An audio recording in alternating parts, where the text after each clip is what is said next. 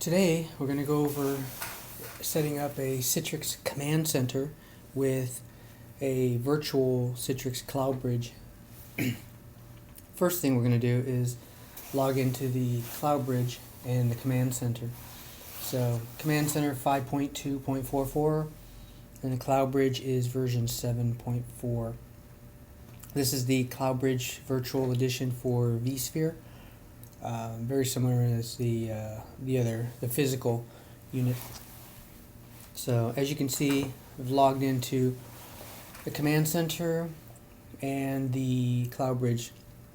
I'm not going to go into detail on the Command Center setup. It's pretty simplistic, but you need to know what you're doing. Setting up a backend SQL, Microsoft SQL Server or MySQL. This is on Windows, so it's Microsoft SQL on 2012. And then the Command Center is on another Windows server. Happens to be a Windows 2008 with the Command Center install. And then you just point it to the SQL server during the install. There's a lot of documents out there that are go over the installation. But if you got a SQL DBA, you can pretty much take care of it. So as you can see, in the Command Center is logged in, and the Cloudbridge is logged in, and I'm maneuvering over into the configuration, SNMP managers, and setting up the default, pointing it to the Command Center, which I've already done.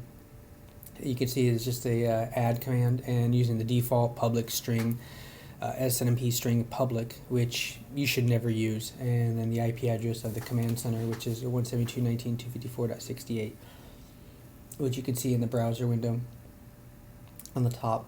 And so the Command Center is .68 and the Cloudbridge is 72.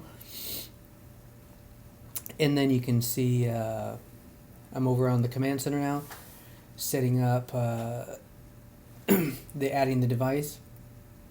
And then you can see there's an option for Cloudbridge Virtual. And you can set up a template which you can use for all the other devices, which saves a lot of time if you're adding multiple devices. And one thing to note is that make sure that you adjust the SQL settings on the database itself, because you'll get heavy disk I/O, as this is heavily intensive on the SQL. But if you're on a SAN and these virtual servers, you should not have a problem. And then you'll start to get a little sluggishness on the virtual Cloudbridge. But this is a lab, so it's expected to be not too performance intensive. So you can see I've added the IP address, the template, and then it's going to go through a discovery phase. This sometimes it takes a while, sometimes it's pretty quick, but for the most part it seems to be probably within about less than a minute to pull the device in. But once again, this is a lab, so it's not high performance. It will take a while. So as you can see, the Cloudbridge is it's got a configuration, reporting mechanism. You can push policies, etc. Pull information from each individual Cloudbridge or other devices, NetScaler, WANscaler, all the other Citrix network devices can pull information into this and centralize reporting, configuration information, some backups.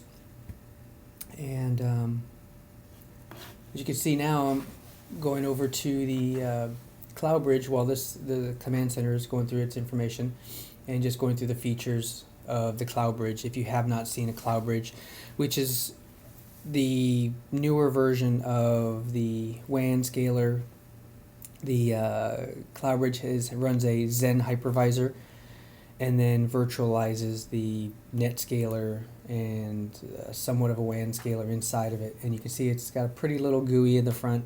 It shows the Cloudbridge with kind of looks like little jets shooting off of the side, and for whatever reason. And it shows the data in there of optimization and non-optimization